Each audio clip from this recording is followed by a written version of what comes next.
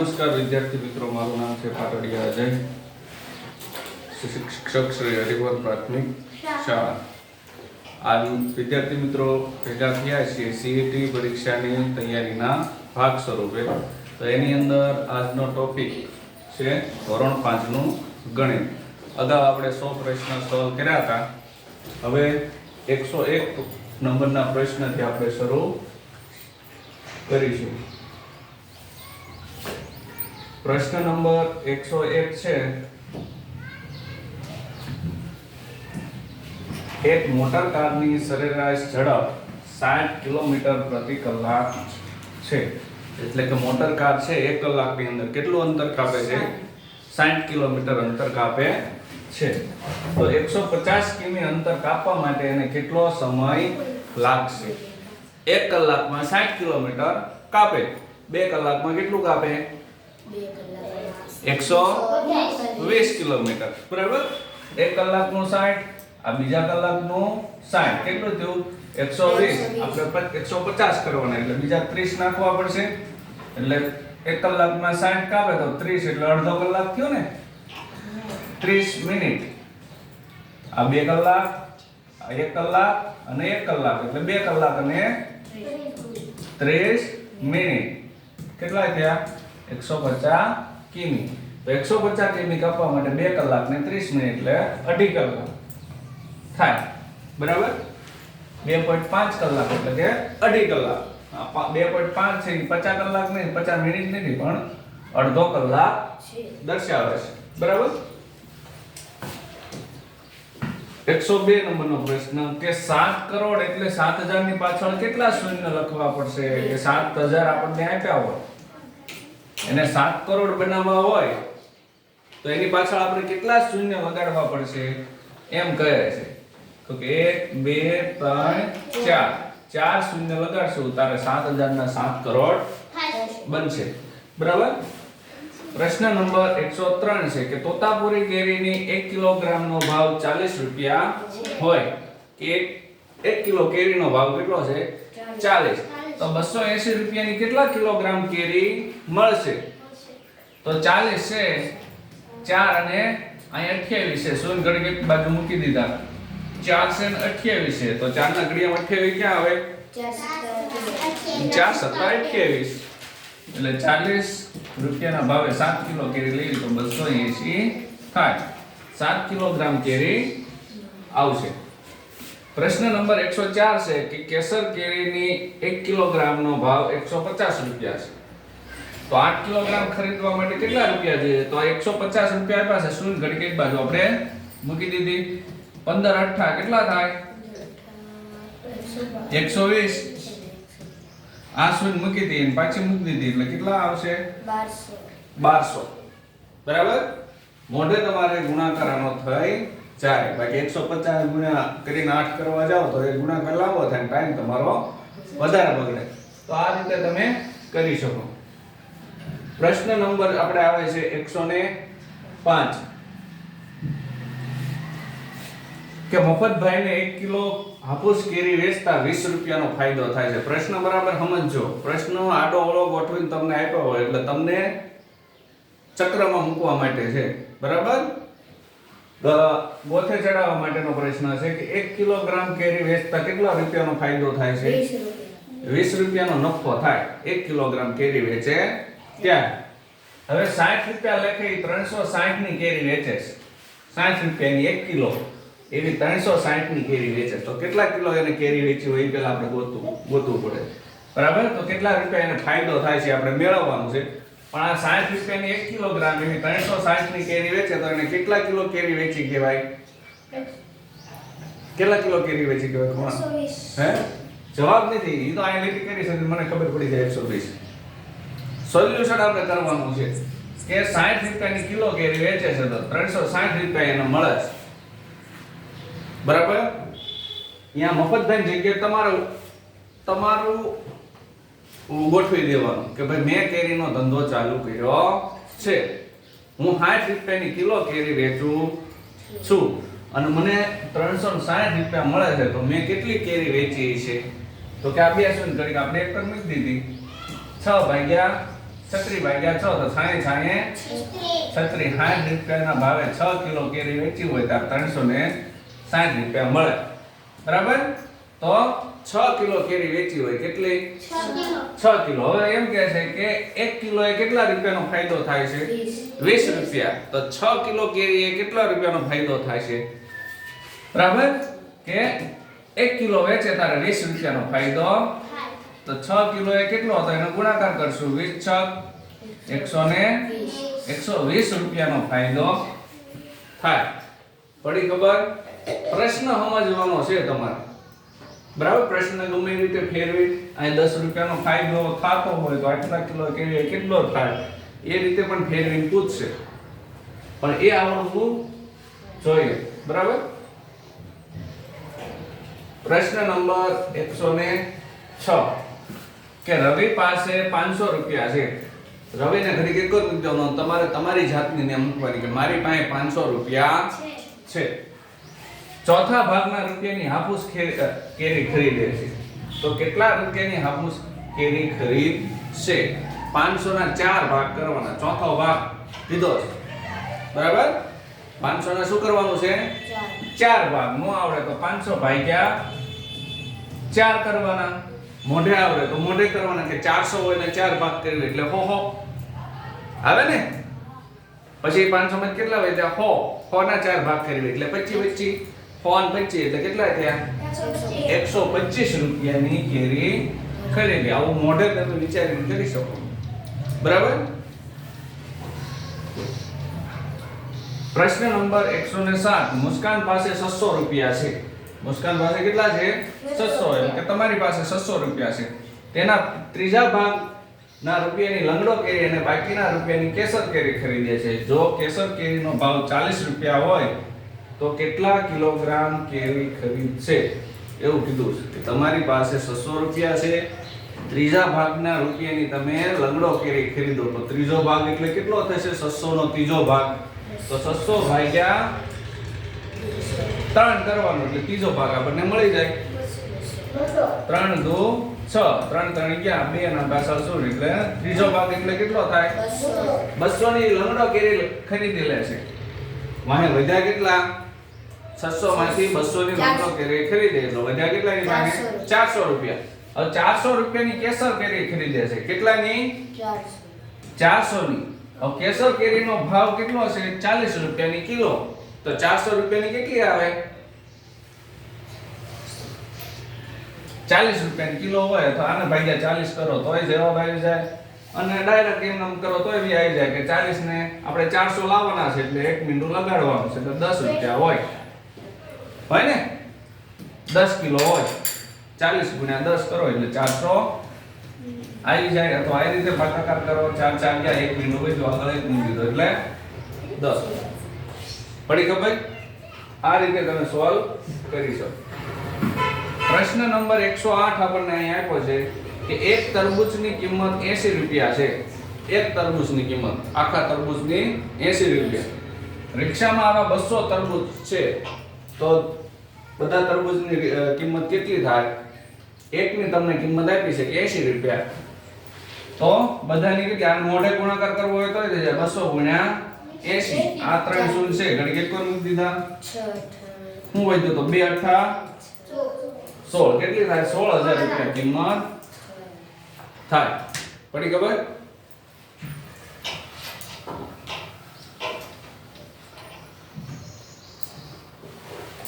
પ્રશ્ન નંબર 109 છે કે હકીમભાઈએ એક કલમી આંબાના નવા છોડ ખરીદવા માટે 25000 ની લોન લીધી. આંબા ખરીદવા હતા 25000 ની શું છે? લોન લીધી બેંક પાસેથી, માણસ પાસેથી, ગમે ને. બરાબર? તેમને એક વર્ષમાં 26400 પાછા ચૂકવ્યા. તો દર મહિને કેટલા રૂપિયા ચૂકવ્યા હશે? તેમને એક વર્ષમાં 26400 રૂપિયા ચૂકવે છે. તો દર મહિને કેટલા રૂપિયા ચૂકવ્યા હશે? તો વર્ષમાં મહિના કેટલા આવે? 12 આવે. બરાબર? તો 26400 ભાગ્યા 12 કરવાના છે. બરાબર, એટલે એક મહિને કેટલા રૂપિયા એ ચૂકવે છે એ ખબર પડી જશે. અથવા તો આ રીતે આપણે તેમ કરીએ તો 26,400 ભાગ્યા 12, 12 દુ 2 આગળ ઉપર ઉતાર્યો, સગડો 12 દુ 0 ઉપર ઉતારે 0, ભાગનો આલો ભાગમાં પડી 0 ઉપર ઉતારે 0, ભાગનો આલો ભાગમાં પડી. તો કેટલા રૂપિયા ચૂકવે દર મહિને? 2200 રૂપિયા ઈ ચૂકવે. બરાબર. પ્રશ્ન નંબર 110, જ્યારે કેરીમાંથી રસ કાઢવામાં આવે ત્યારે રસનું વજન લગભગ કેરીના વજનનું ત્રીજા ભાગનું 1/3 એટલે ત્રીજા ભાગનું થાય છે. જો 9000 કિલોગ્રામ કેરીનો રસ કાઢવામાં આવે, કેરીમાંથી રસ કાઢવામાં આવે ત્યારે કેરીનો કેટલો રસ તૈયાર થાય? ત્રીજા ભાગનું કીધું છે. તો 9000 નો ત્રીજો ભાગ કરવાનો. 9000 ભાગ્યા 3, 3 તેરી. આ શૂન્ય ઘડીક પડી જ રહેવા દે, શૂન્યની જરૂર ન હોય ને, શૂન્ય નીચે હોય ઉગતી હોય તો જ ઉડાડવાય. બાકી આને 9000 ભાગ્યા 3 કરવા જાઓ તો તમારી અડધી મિનિટ એમને બગડી જાય. બગડે ને? આ રીતે કઈ નાખવાનું. 9 તેરી 3 તેરી 9, 3 તેરી ગયા 3 અને પાછળ બીજા 3 શૂન્ય પડ્યા હતી. કેટલા? 3000 રૂપિયા, 3000 કિલો રસ નીકળે. પડી ખબર? પ્રશ્ન નંબર 111, કોઈ પણ આકારની હદની લંબાઈને શું કહેવામાં આવે છે? કે કોઈ પણ આકાર આપણે લીધો, આ આકાર, એની હદની લંબાઈ એટલે કે બધી લંબાઈને શું કહેવામાં આવે? પરિમિતિ. બરાબર. ફરતે ફરતેનું માપ એટલે પરિમિતિ.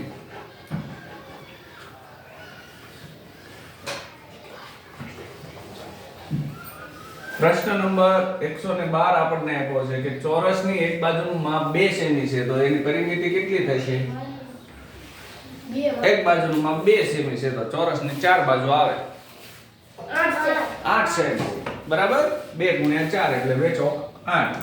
પ્રશ્ન નંબર 113, 6 સેમી બાજુવાળા ચોરસનું ક્ષેત્રફળ કેટલું થાય? ક્ષેત્રફળ કીધું છે. ક્ષેત્રફળનું સૂત્ર શું? લંબાઈ ગુણ્યા પહોળાઈ. અથવા ચોરસનું હોય તો લંબાઈ ગુણ્યા લંબાઈ. તો અહીં ચોરસ આપ્યું છે તો લંબાઈ ગુણ્યા લંબાઈ 6 ગુણ્યા 36 ચોરસ સેમી. જ્યારે ક્ષેત્રફળ હોય ત્યારે એકમ એનો શું આવે? ચોરસ સેમી. ઘનફળ હોય ત્યારે શું આવે? ઘન સેમી. અથવા તો મીટરમાં હોય તો ઘન મીટર. અહીંયા મીટરમાં હોય તો ચોરસ મીટર. પડી ખબર? આ પ્રશ્ન પૂછી શકાય. પાછળ શું કે પ્રશ્ન છે? અવાજ નહીં દો. પ્રશ્ન નંબર 114, 3 સેમી બાજુવાળા બે ચોરસ ને બાજુએથી જોડતા બનતી આકૃતિની પરિમિતિ કેટલી થાય? એમ કીધું કે 3 સેમી બાજુવાળા બે ચોરસને બાજુએથી જોડવામાં આવે તો બનતી આકૃતિની પરિમિતિ કેટલી થાય? કે આ 3 સેમી વાળો છે ચોરસ અને એક બીજો 3 સેમી વાળો ચોરસ. તો આ 3 હતું, આ 3 હતું, આમ કે છે. તો હવે આની પરિમિતિ કેટલી થાય? તો 3 ને 3 આ થઈ ગઈ 6 અને આ 3 ને 3 6, તો 6 તેરી 18 થઈ. પડી ખબર? પ્રશ્ન સમજવાનો છે, બાકી તો સાવ સહેલો. પ્રશ્ન નંબર 115, કે 4 સેમી બાજુવાળા બે ચોરસને ખૂણેથી જોડતા તેની પરિમિતિ કેટલી થાય? 4 સેમી વાળો ચોરસ છે, આવો ચોરસ, એને ખૂણેથી આવી રીતે જોડે છે, તો આની પરિમિતિ કેટલી થાય? તો એક ચોરસની થાય ને ડબલ કરી નાખવાની. એક ચોરસની કેટલી થાય? 16. ચોકે ચોકે 16, 16 ને 16 32 થાય છે. પ્રશ્ન નંબર 116 આપ્યો છે આપણને કે 50 ચોરસ સેમી ક્ષેત્રફળ ધરાવતા લંબચોરસ કાગળના બે સરખા ભાગ કરતા તેનું ક્ષેત્રફળ કેટલું થાય? કે 50 ચોરસ સેમી ક્ષેત્રફળ કીધું. આપણે ડાયરેક્ટ જવાબ આપ્યો છે ક્ષેત્રફળનો. બરાબર. 50 ચોરસ સેમી ક્ષેત્રફળ ધરાવતા લંબચોરસ કાગળ આવો લંબચોરસ કાગળ છે એનું ક્ષેત્રફળ કેટલું થાય? 50 ચોરસ સેમી. હવે શું છે આના બે ભાગ સરખા ભાગ કરી નાખી, એક સરખા બે ભાગ, તો શું થશે? 25 ચોરસ સેમી 25 ચોરસ સેમી થાય. તો જવાબ આપણે આવશે 25. પ્રશ્ન નંબર 117 નીચેમાંથી કોના પગલાનું ક્ષેત્રફળ વધારે થશે? હાથી. તો હાથીનું પગલું મોટું હોય, જેનું પગલું મોટું હોય એનું ક્ષેત્રફળ વધારે. પ્રશ્ન નંબર 118 એક ત્રિકોણનું ક્ષેત્રફળ 10 ચોરસ સેમી છે જે લંબચોરસના ક્ષેત્રફળથી અડધું છે, તો લંબચોરસનું ક્ષેત્રફળ ખાલી જગ્યા થાય. હું આ ત્રિકોણનું ક્ષેત્રફળ કેટલું છે? 10 ચોરસ 10 ચોરસ છે. જે લંબચોરસનું ક્ષેત્રફળ છે એનાથી કેટલું છે? અડધું. તો ચોરસનું કેટલું હોય છે? આનું છે એના કરતા ડબલ હોય ને? હા. ચોરસ કરતા અડધું છે, તો ત્રિકોણનું છે એની કરતા ચોરસનું કેટલું હોય? ડબલ. તો 10 નું ડબલ કેટલું થાય? 20. પ્રશ્ન નંબર 119 છે 6 સેમી લંબાઈ અને 4 સેમી પહોળાઈ ધરાવતા કાગળની પરિમિતિ શું થાય? તો લંબાઈ 2 ગુણ્યા લંબાઈ વત્તા પહોળાઈ 6 ને 4 10 એને ગુણ્યા 2 એટલે કેટલું થાય? 20 થશે. પડી ખબર? પ્રશ્ન નંબર 120 100 ચોરસ સેમી ક્ષેત્રફળ ધરાવતા કાગળની પહોળાઈ 5 સેમી છે, તો એની લંબાઈ કેટલી થશે? તો 100 છે એને ભાગ્યા 5 કરવાના છે. 20 પંચા 100 20 થશે. પ્રશ્ન નંબર 121 320 સેમી પરિમિતિ ધરાવતા ચોરસની બાજુનું માપ કેટલું થાય? 320 સેમી પરિમિતિ છે આ ચોરસની, બધી બાજુનું માપ કેટલું થાય છે? 20. તો ચારે બાજુ કેવી હોય ચોરસની? સરખી હોય. તો આને ભાગ્યા 4 કરો એટલે આપણને સરખું માપ મળી જાય. આ શું કરી એક બાજુ મૂક્યો 8 ચોક 8 આ 4 4 ગયા 8 અને આ 0 વધ્યા 80.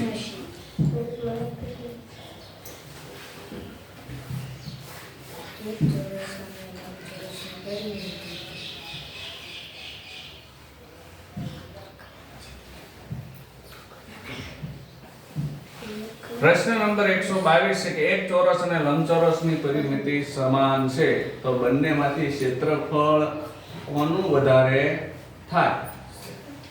કે ચોરસની પરિમિતિ અને લંબચોરસની પરિમિતિ બંનેની સરખી છે, તો ક્ષેત્રફળ કોનું વધારે થાય? ચોરસનું ક્ષેત્રફળ વધારે થાય.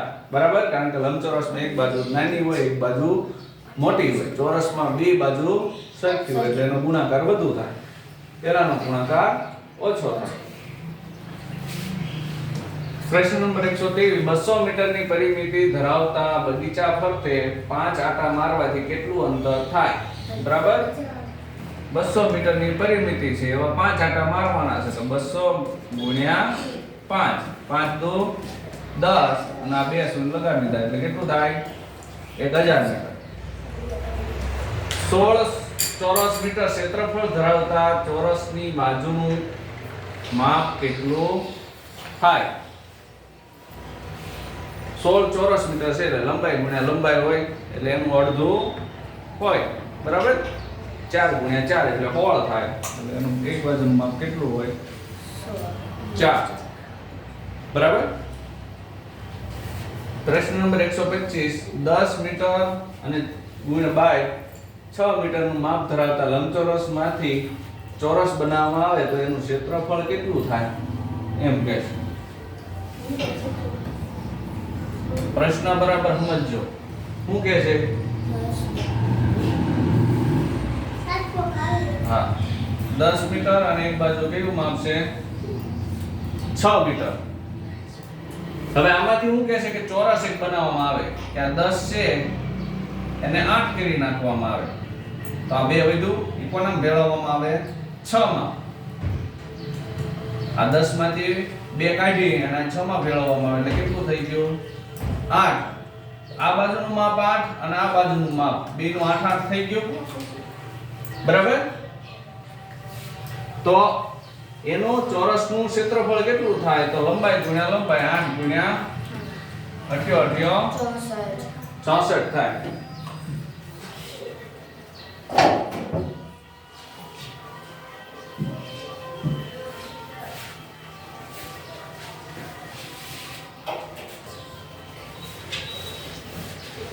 પ્રશ્ન નંબર 126 છે નીચેમાંથી કયા આકારના બે સરખા ભાગ નહીં થાય? ચાર આકાર આપ્યા. આના કરીએ તો બે સરખા ભાગ, આના કરીએ તો થાય સ્ટાર નહીં થાય, પણ આ ત્રિકોણના બે સરખા ભાગ થાય. આ મોટો થાય ને આ નાનો.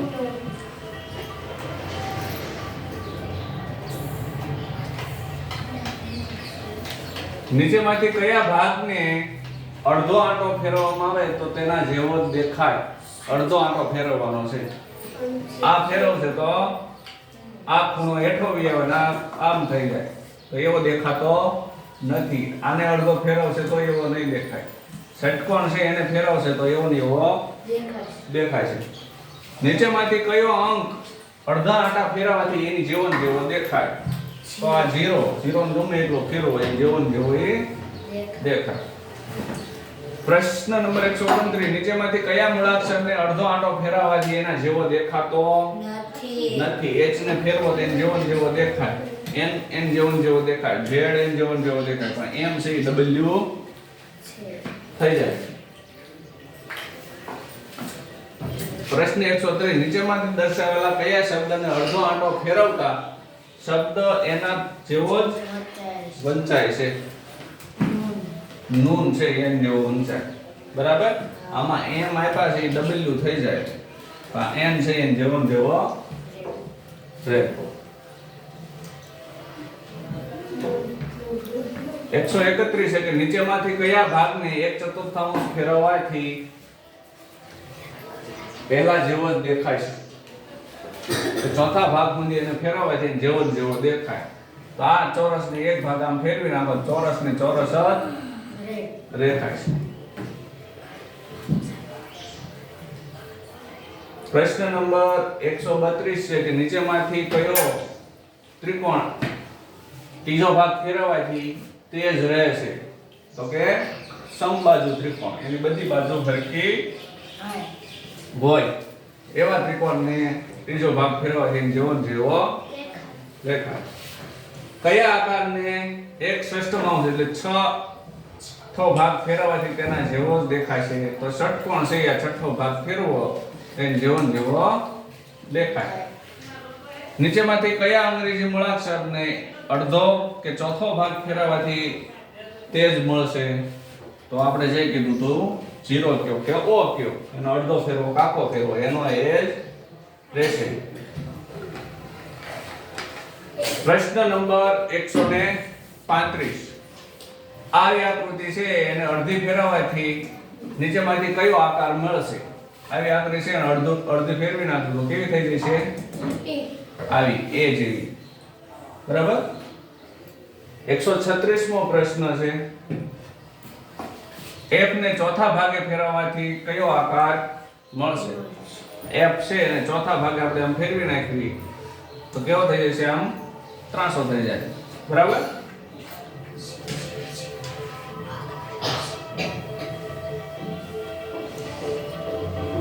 પ્રશ્ન નંબર 137 એક સમઘનની બાજુનું માપ 5 મીટર છે તો સમઘનનું ઘનફળ કેટલું થાય? ઘનફળ કીધું છે તો 5 નો 3 વાર ગુણાકાર એટલે 125, 5 નો ઘન. પેટર્ન પૂરી કરવા આવ્યું, પેટર્ન ની અંદર ખાસ ધ્યાન આપજો આકૃતિની શ્રેણીની અંદર 18 ના 27 થયા, 27 ના 36 થયા. કઈ રીતે થાય છે? બોલો કુણાલ. તેનો ઘડિયો 18 થી 36. હા નહીં એવું નહીં થાય તો 27 તો 54 થવા પડે ને?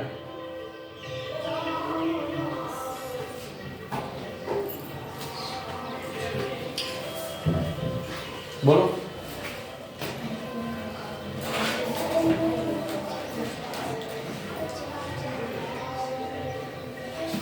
9 નો ઘડિયો હાલે છે અહીંયા 9 દુ 18 9 તેરી 27 9 ચોક 36 9 પંચા 45 45 પડી ખબર 9 નો ઘડિયો ચાલે પેટર્ન નંબર 139 પેટર્ન પૂરો કરો 13 25 37 ને 49 અહીં શું પેટર્ન લાગશે કે અહીંયા 61 આવે છે જવાબ કઈ પેટર્ન લાગશે અહીંયા ધ્યાનથી જોવો બરાબર કે બધે 12 પ્લસ થાય છે 13 માં 12 થાય એટલે 25 25 માં 12 પ્લસ થાય એટલે 37 37 માં 12 પ્લસ થાય એટલે 49 49 માં 12 પ્લસ થાય એટલે 61 પ્રશ્ન નંબર 140 આ પેટર્ન જુઓ આની અંદર શું થાય છે સાવ સહેલી પેટર્ન એક અંક ઘટે છે પેલા છેલ્લેથી 6 વહી ગયા પછી આગળથી 1 વહી ગયો પછી પાછળથી 5 વહી ગયા શું થશે 2 વહી ગયા એટલે શું વધશે 34 પ્રશ્ન નંબર 141 4 9 16 25 કઈ પેટર્ન છે સાવ સહેલી પેટર્ન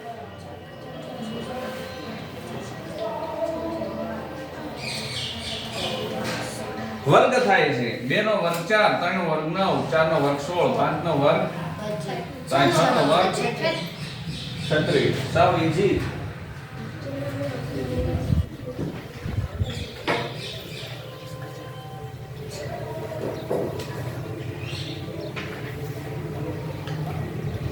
નીચેમાંથી કઈ બે સંખ્યાનો સરવાળો 108 નહીં થાય તો આ તો બધાને આવડે કે આ ચાર ઓપ્શનમાં છે એમાં કયા આનો સરવાળો 108 નથી થતો દાવો કે બીજું શીખવાડવા જેવું નથી 5 ને 8 13 થાય છેલ્લા અંક જોવાના એકમના 4 ને 4 8 તો એનો થઈ જાય પણ 5 ને 8 13 થાય છે એટલે ઈ થાય નહીં નીચેમાંથી કઈ બે સંખ્યાનો સરવાળો 144 થશે તો આમાં કઈ કહેવાનું નથી થતું તો એ તો સરવાળો તો આવડે જ તે બરાબર પેટર્ન પૂર્ણ કરો નવોદયની અંદર જે પેટર્ન આવતી છે એ પ્રમાણે છે ચોથા ભાગમાં આકૃતિ ફરે છે આ બાજુ 13 તેવા જ છે પહેલી બાજુ એટલે બી આવશે જવાબ નીચેમાંથી દ્વિપરિમાણીય આકૃતિ કઈ છે દ્વિપરિમાણીય ત્રિપરિમાણીય આવી આકૃતિ આવે તો જે આ બધી આકૃતિ છે ત્રિપરિમાણીય છે કે ત્રણ બાજુથી તમે જોવો ને તોય તમને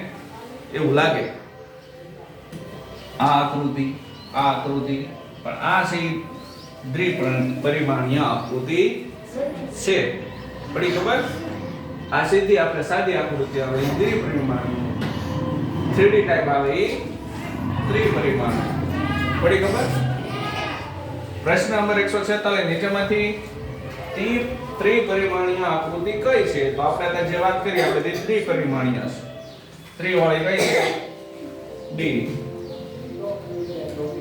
પ્રશ્ન નંબર 147 આ ઘન આપ્યું છે સમઘન આને સમઘન કહેવાય બધી બાજુ સરખી હોય આકાર ખોલતા નીચેમાંથી કઈ આકૃતિ મળશે આવું ઘન આપ્યું હોય કાગળનો બનાવ્યો એ આપણે ખોલવી તો કેવો આકાર આપણને મળશે કેવી ઘડ એની અંદર વળેલી મળશે એ આપણે જોવાનું છે તો પહેલા તો આ ઘન છે એના કેટલા બાજુ છે 1 2 3 4 5 6 એક પ્રકારનો પાસો તમે સમજી લો પાસો આવે ને લૂડો સબસિડીમાં 6 અંકો તો કે 6 બાજુ આને આપેલી છે તો બધાયમાં 6 બાજુ આપેલી છે આપેલી છે ને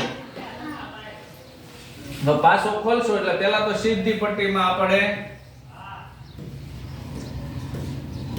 4 બાજુ આપ્યું હોય આમાં ગોળ ગોળ વિસ્તા જેવી રીતે 4 બાજુ થાય ને અને પછી એક આગળ આવે અને એક અહીંયા વચ્ચે એટલે એક પ્રકારનો પાસો તમારો બની જાય બરાબર એટલે કયું આવશે ડી